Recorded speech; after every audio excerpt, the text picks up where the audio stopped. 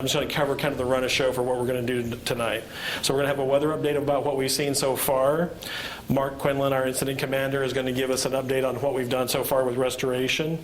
Bill's going to provide some comments, and then we're going to have a final update on the weather that we see coming, along with some comments from Bill. So with that, we're going to go ahead and get started.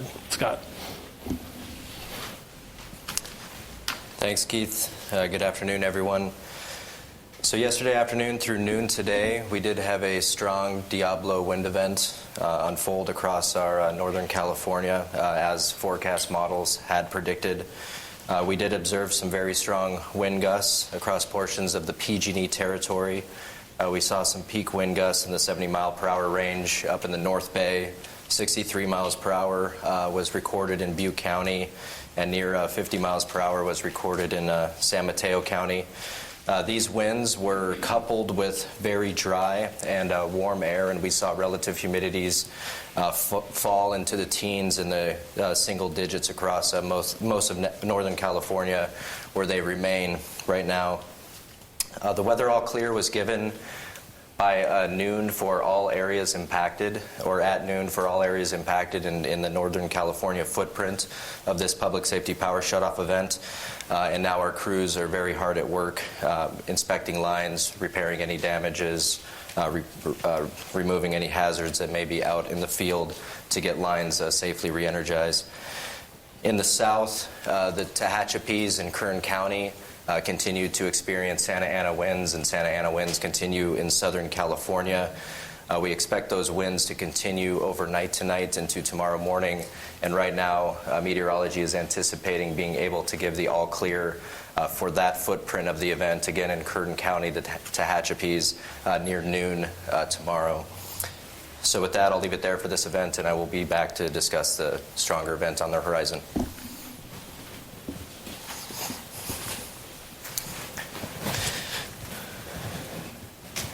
All right, good afternoon, everyone. I'm Mark Quinlan. I'm the incident commander for this October 23rd Public Safety Power Shutoff event. I'm here to provide a operational update and a status report on our restoration efforts. So as of last night, at this very press conference, we had just completed the shutdown event in the Sierra Foothill region of our service territory, as well as the North Bay. At 0100 hours this morning, the 24th, we began the shutdown for the remaining counties that were in scope. That's San Mateo and Kern counties, and that activity was completed at approximately 0200, consistent with plan. So in total, there were approximately 179,000 customers shut down across portions of 17 counties. All clears were forecasted to be at noon today for all of those impacted customers. While we were in the de-energized state, we were constantly monitoring weather conditions, and we were fortunate that weather conditions had actually improved a little earlier than anticipated. So we were able to issue the all clear for portions of that shutdown event earlier than noon. Approximately 9:45, and that was for San Mateo County and the southern portion of the Sierra Foothills. So we immediately began patrolling and restoring our customers at that time. The remaining areas of the North Bay and the northern part of the Sierra Foothills remained out of service until weather conditions improved at noon, which was consistent with forecast. So as of noon, shortly after, all counties with the exception of Kern were declared all clear, and we've been restoring customers ever since. I will say that Kern County itself, the all clear for Kern is actually projected to occur at noon tomorrow, and so we're going to follow the same cadence and monitor weather conditions, and if there's an opportunity to pull that in, if winds decrease earlier than forecasted, we'll begin that restoration sequence as well. We've restored approximately 125,000 customers. Since these all clears have been issued, we have roughly 56,000 customers out of service still. The numbers are dropping fast. Our crews are making great progress, And that's possible due to the amount of resources we have out there. We have over 40 helicopters and approximately 6,000 field resources that are conducting this work. So we're very pleased with our progress, and we're working as hard as we can to get everybody back in lights. I wanted to transition quickly to the Kincade Fire. That fire broke out last night, as you know. We are coordinating. PG&E is coordinating with CAL FIRE on that event. We have an incident management team that's been formed, stood up, and they're on the scene. They are integrated into CAL FIRE's response. They own the response. We're coordinating efforts with CAL FIRE. Important for us to understand where the fire perimeter is and where the fire fighting efforts are happening, that there's temporary flight restrictions, which could have impacts on our ability to patrol and restore from PSPS, but we're confident we're tied together well. We're leveraging our agency partners that are in our EOC. We have a representative from Cal OES and CAL FIRE there today, as well as the CPUC, and we're leveraging that relationship to be successful in this response. So with that, before I hand it back to, or over to Bill rather, I just want to sincerely appreciate the patience on behalf of our customers and our agency partners and our communities. Totally understand the impacts of service interruptions. We understand that, and we're working as hard as we can to restore you safely to service. So with that, I'll hand it off to Bill Johnson.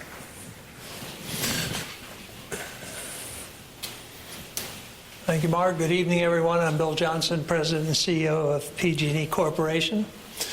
Let me echo Mark in saying how much we appreciate our customers' patience and understanding as we do these shut-off events. I understand personally this is a hardship, particularly for people who rely on electricity for medical needs, but for schools, businesses, and just for our general way of life. None of us wants to be living without power.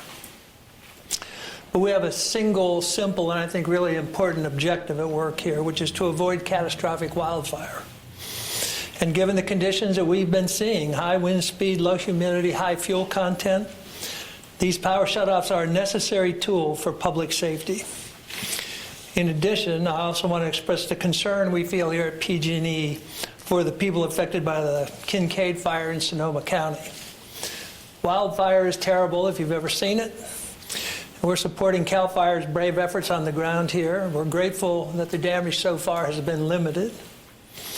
We also know that evacuations can cause a lot of fear and concern and those kind of things. It's distressing to a lot of people who are our customers, friends, and neighbors. We never want anyone to actually have to go through with this, as unfortunately many people in California have in recent years. So as Mark said, in response to this fire, we're working closely with CAL FIRE and other state and local agencies to help keep everybody safe. And I want to acknowledge particularly the first responder community, the brave people that actually deal with those things. I appreciate your help. I know there are a lot of questions about what happened in the areas of this fire, so let me address that. This afternoon, we filed something called an EIR, an Electric Incident Report, with the CPUC related to the Kincade Fire. And that report notes that around 9:20 last night, we became aware of a transmission level outage in the area of the fire. When one of our field workers patrolled the area this morning, CAL FIRE personnel on the site brought to his attention and then our attention what appears to be a broken jumper on one of our transmission towers. A jumper is simply a piece of wire that jumps the conductor over the insulator. CAL FIRE had taped off the area around this base of the tower and is investigating the subject. We're continuing to investigate. Filing the EIR does not tell us where the fire started. So the fact that we filed it, or CAL FIRE and we are investigating, does not actually tell us what caused the fire or where it started. CAL FIRE, the experts in this, will draw that ultimate conclusion. But we reported our findings to the regulator and are sharing it with you out of a sense of transparency. Now, some people might ask why the transmission line was on. The transmission line was not among the lines we de-energized in Sonoma County. Transmission lines in the area remained energized during the wind event, consistent with our established protocols and procedures. In other words, they did not meet the conditions that we forecast for transmission level outages. We didn't see the wind speeds in the forecast that we typically would see for a transmission outage.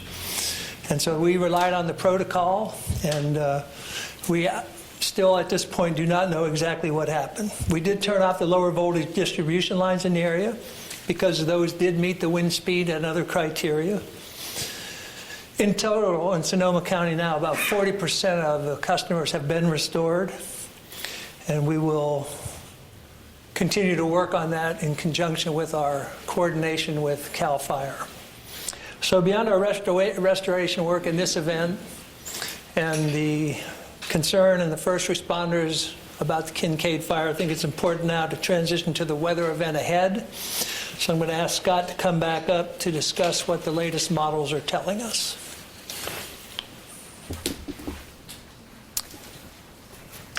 Okay, thanks, Bill.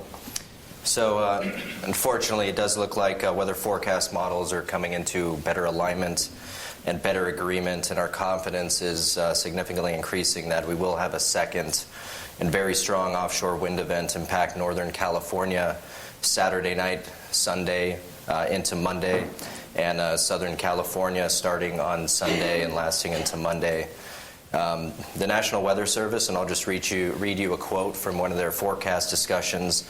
They state that confidence is high that the strongest offshore wind event yet this season will take aim at a broad swath of Northern California late Saturday into Sunday. Internal confidence statistics indicate offshore winds on the order of 4.3 to 5.2 standard deviations above the normal. They go on to state that usually 3.5 standard deviations is falling within record territory. You can read that, and I encourage everyone to go to weather.gov for the latest information there. Our other agency partner that we coordinate with is Northern Operations Predictive Services. They are also indicating high risk due to very strong winds, low relative humidity, and dry fuels, and that critically dry fuel moistures are expected. So, so PG&E Meteorology and our data science teams continue to closely study the upcoming event, and we plan to put it, and we're trying to put it in historical perspective. We do think that it will be the strongest offshore wind event this season by a large margin, and if models are correct, possibly the strongest offshore winds that we've seen in years. One of the gradients and metrics that we track for storm events is what we call pressure gradients. And so this is the difference in pressure between two surface stations. One of the main ones we track for northerly winds is the difference in Redding and Sacramento. The bigger the pressure gradient usually correlates with more outage activity on our system. Right now, some forecast models are indicating a peak Redding to Sacramento pressure gradient above 10 millibars. And we've calculated that if a 10.6 millibar pressure gradient was achieved, that would roughly equate to a 1 in 15 year return period event. Right now, we are forecasting widespread wind gusts with this event, 40 to 60 miles per hour in general over most of the elevated terrain of Northern California, with peak gusts in isolated locations 70 to 80 miles per hour. Some locations may gust higher.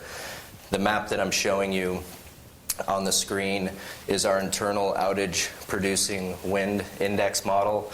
It was constructed with 30 years of high resolution wind data. Over 5 billion data points were analyzed to determine what wind speeds manifest across our service territory over the past 30 years, and it helps us put these events in historical perspective. And essentially what you're seeing on the map is that there is high likelihood of damage that will occur with this system. So I do expect to, based on wind speeds, based on everything I'm seeing, that this event will be a very serious event, and one we need to be paying very close attention to. This is on the heels of this storm event that we just went through. So fuels surface fuels, fuel moistures will be much drier than what we saw in this event, and so that's another element we have to consider. And I'll leave you with that. We do continue to closely coordinate with county, state, and federal forecast agencies. We're partnering daily on interagency calls, as I've mentioned in previous briefings. And I do want to close by personally thanking the National Weather Service and Predictive Services for, first of all, their excellent services that they provide to the public in general.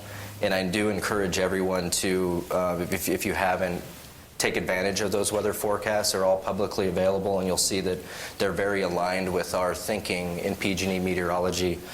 And I do want to thank them also for allowing us to coordinate and come into alignment on this upcoming weather event, which will be a very difficult period for all of us Californians. So I'll leave it there.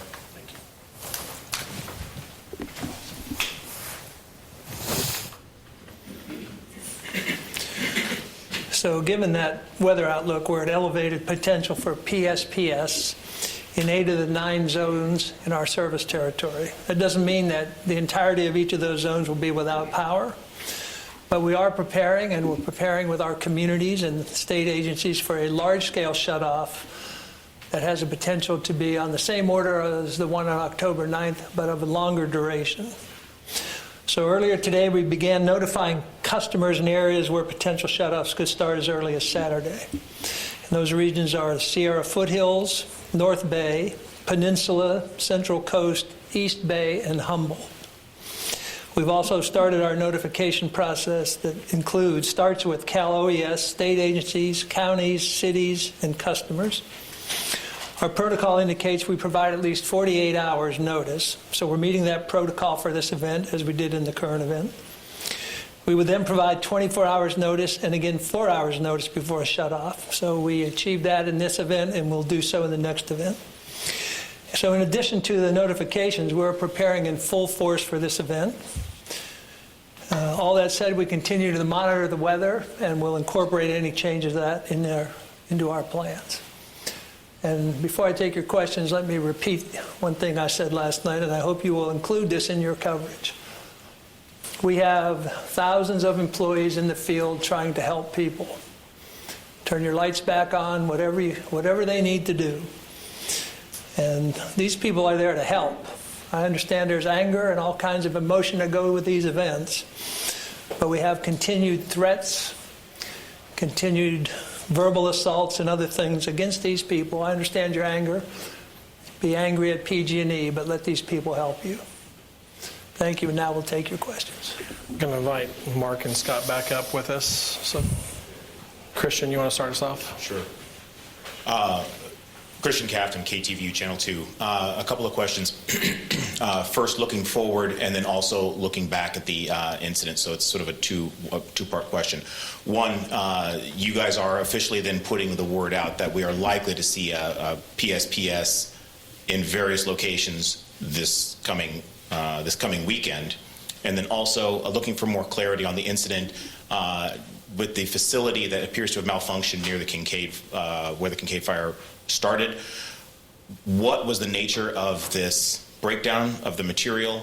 Could that have been a source of ignition? Was there scorching? What was seen in the area? We're looking for more detail on that, please. Yeah, so on the first point, we have started our notification 48 hours out, which indicates that we do believe there's strong potential for a significant event. So 48 hours notice, 24 hours, and 4 hours. If we can mitigate or the weather changes, we will get that into the next notices, but we have put the notification out. The equipment issue on the transmission line was just as I said. There was a fault on the line, which means something happened and it de-energizes itself. And then when you look at it physically, you can see a wire that's mispositioned, a jumper. Now this tower is 43 years old, which is pretty common in the industry. That's not an old tower. It has been inspected 4 times in the last 2 years. In 2019, it was inspected by climbing, and it was inspected by drone, which is a very good way to inspect. Several minor maintenance things that were fixed, except for one, which was painting. so we didn't paint it yet. But it appears to have been in excellent condition, recently inspected, and so we're just going to have to wait for the results of our investigation in CAL FIRES to learn more about that. Was there any scorching or any evidence of fire in the area? We don't know the answer to that yet. David? Could you talk to us, David Baker with Bloomberg News.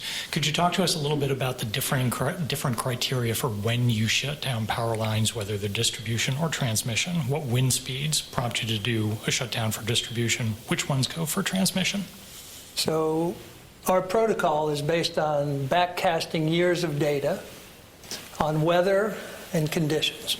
And so to give you a simple version of this, there are a couple things we look at. We look at wind speed, wind direction, fuel content, how dry is the fuel, humidity, general conditions like that.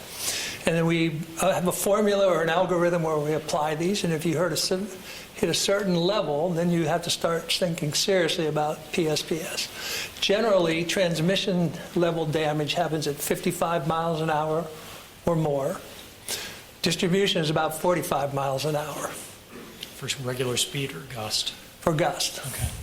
So now it's not that easy, but that's a general guideline. 45 gusts for distribution, 55 for transmission, and this really accounts for debris flying into the lines.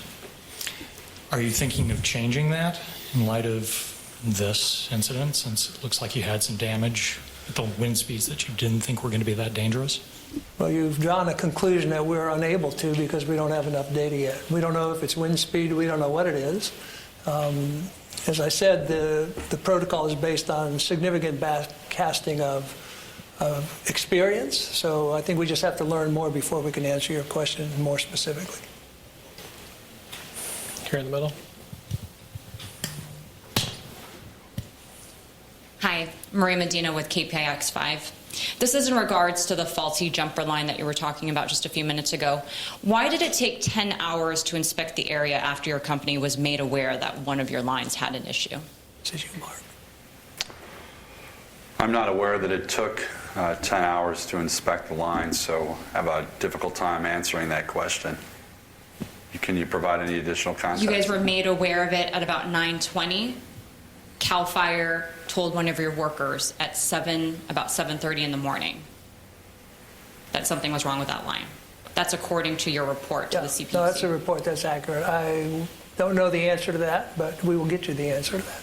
I would also note there was an active fire in the area also, so, I mean, that could also hinder ability to get there. Questions? Go over here to the right. Hi, I'm Lily Tan with NBC Bay Area. You mentioned you started notifying the Sierra Foothills, North Bay, East Bay, and Humboldt. Can you be more specific about which areas are potentially being shut down, and can you explain the conditions in those particular areas that make those a shutdown potential rather than other ones? And you're talking about Saturday, right? Yes. It's a future event. Okay. Yeah, just to repeat, Sierra Foothills, North Bay Peninsula, East Bay, Central Coast, and Humboldt. We don't know yet exactly the footprint in those areas. What we know now is the general weather conditions, widespread weather conditions. As we get closer to the event, we get more granular about the weather condition, and specifically in those areas where the power will be shut off, but we don't have that yet. Probably tomorrow we have a better view of that. Here we go. Over here. Ken Miguel, KGO-TV. Two quick clarifying questions. First, the tower is owned by PG&E? Yes. And secondly, when I've spoken to the geysers, they said they had turned off power prior to the fire starting. But that was about 9:20, yet according to your website, you didn't turn power off until 9:48. So at what point did you turn off power to that area? Power was turned off to that specific area yesterday. And if my memory serves me correct, it was between 2 p.m. and 3 p.m. is when we began. And everything that we had shut off was completed prior to this press conference, approximately 5 p.m., just before 5 p.m. So all the assets that were in our scope in that specific county were off by 5 p.m. But if you look at some of the camera images that are out there, or some of the surveillance cameras that were in the area, it looks like 9:21, lights were still on, went off about that same time. By 9:28, there's fire. So I'm unclear exactly what time did you turn off the power up there? We turned off power as part of the public safety power shutoff at the times that I had just previously mentioned. So we were complete with that activity by 5 p.m. yesterday. I can't speak for any other outage activity that may have been outside of the scope of PSPS between that time and today. If PG&E is responsible for this fire, what does that mean looking forward as to how you will plan these outages? Will it change your methodology for if this is a wind event? It's too soon to tell that. I'd like to get the answer to the question first, what happened. As I said, our protocol is based on a lot of years of experience and extensive analysis of it. Depending on what we learn from this, we will certainly study it and see if any changes are necessary, but I think we need to figure out what happened first and get CAL FIRE's conclusion. David, follow up, and Christian next. To go back to the event that's coming up this weekend, you said it could be of a comparable scope to the one that we had 2 weeks ago, but of a longer duration. What kind of duration are you thinking? So again, we don't know exactly, but the National Weather Service said Saturday into Sunday. We think it might go a little longer. Too soon to tell. I just think when you're talking about these things, it's better to talk about the outside edge than the inside edge. But again, we'll have more on that tomorrow. But do you think this could go beyond your goal of 48-hour restoration? I hope not. I hope it wouldn't affect that. One of the things you think about in winds like that, are you likely to have more physical damage to the assets? And that might take longer, but again, we won't know until we get there. We're going to go to Christian. We'll get you, Kristen. Shwanika Narayan with the San Francisco Chronicle. Do you think there's going to be any overlap between customers who've lost power and those that are going to be losing power this weekend? Currently, we plan to have everybody restored before the next event. This might get a little complicated in Sonoma given the fire, but we're going to do everything we can to get everybody back on as quick as we can safely. But some of those people may be, in fact, impacted a second time, and they've received a message really asking them to think about preparation. Should they get their power back on at a certain time, to leverage that time to charge important devices, medical devices, their phones, other telecommunications equipment, so they can be ready for a potential weekend event also. So there may be some people who would be in both footprints. Do you have an estimate of how many? Not yet. Yeah. I wonder if you can run through the procedures for deciding which lines to turn off, because, and maybe I misunderstood, I thought that the whole point of the PSPS was to turn off high power lines to make sure that they would reduce the risk of fire, but it sounds like that transmission area facility that failed near the Kincade fire was in fact energized, and what alerted you guys to the problem was the fact that it became de-energized. If you could run through how you prioritize what to de-energize and what you allow to stay on, because again, like I'd said, I was under the impression that you were going to be turning off high tension lines, high power lines, because those would be the ones that pose a greater fire risk, rather than maybe individual lines or feeder lines going out to individual homes, which maybe would impact more customers. So I'm going to ask Mark to respond in a little more detail, but the vast majority of fires involving electric equipment is distribution lines and vegetation contact. Which are the smaller lines? The smaller lines, right, that go to your house. And so that's really where most of the fire risk is, and that's where most of the PSPS actually happens. But we have the expert here who can give us a little more detail. So thanks for the question. It's a really good one. There's a difference between high voltage lines, right? Distribution lines are considered high voltage lines, and so are transmission when you're compared to, standard appliances and regular electrical equipment that you would use in your home. So that's first. The lower voltage lines that we consider our distribution system, to Bill's point, are more at risk of having debris contact, tree contact, because there's tighter right-of-way clearances and vegetation management rules as to how far we can trim away from the assets. So The transmission system typically exists in large right-of-ways with plenty of clearance. There's NERC regulations that apply to that, how far away the right-of-way needs to be cleared. So those are some of the things that kind of frame up the playing field, if you will, in terms of making the decision. Other elements that go into making the decision are all about wind activity and fuels, right? So Scott's mentioned a couple times it's about very, very dry fuels, it's about red flag warnings, it's about wind speeds, a number of different elements that we consider when making the decision to de-energize an asset. And we do not want to de-energize an area that's larger than necessary. We're trying to be as surgical as we can and identify exactly where the wind areas are in order to de-energize the right assets. So as it relates to transmission distribution, transmission lines are typically on steel structures. They're big. They're built to a different design standard, right, than the distribution system is.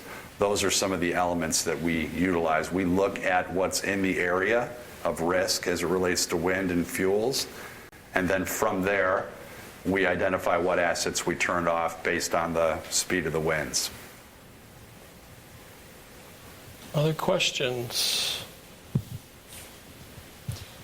Do you have an estimate of how long the outage will be starting this weekend? We do not have an estimate at this point. We think it could be a longer duration than the ones we have had, but we're at least a meteorology turn or two away from that. So Scott will be busy this evening and in the morning. And has been busy. David has a follow-up. Then we'll go back over here. And just one more question. According to CPUC rules, you're required within 2 hours to report that trigger switch, but it took 14 hours to report it. Why? I think you actually have to get some information to be able to actually file the report. So that's part of compiling what's going on. Once we reach the determination, we filed that report this afternoon. Since you've got 69% of the customers restored already, does that mean you didn't find a lot of other damage cases when you were out inspecting the wires today? We have found evidence of damage, trees falling into our equipment, branches in our lines, similar to what was found from our previous event. I don't have the numbers to tell you how many, but we are definitely finding damage. I received a message from a colleague, my deputy incident commander in the EOC, after my comments, and we're actually down even further, probably around 40,000 customers that remain off. So making really good progress, and we're going to keep going in that direction. And you might know from our previous event, we did post those photos, so we're going to be getting those in, looking at them, and seeing what's best available to show everybody what happened to the system in this current event. Bill, any final comments about preparedness and weekend and taking this seriously? Yeah, so you've heard all three of us say there's a potential for a significant event. We should be prepared, and we should think about safety, and please treat our workers nicely. Thank you. Thanks, everybody. Appreciate it.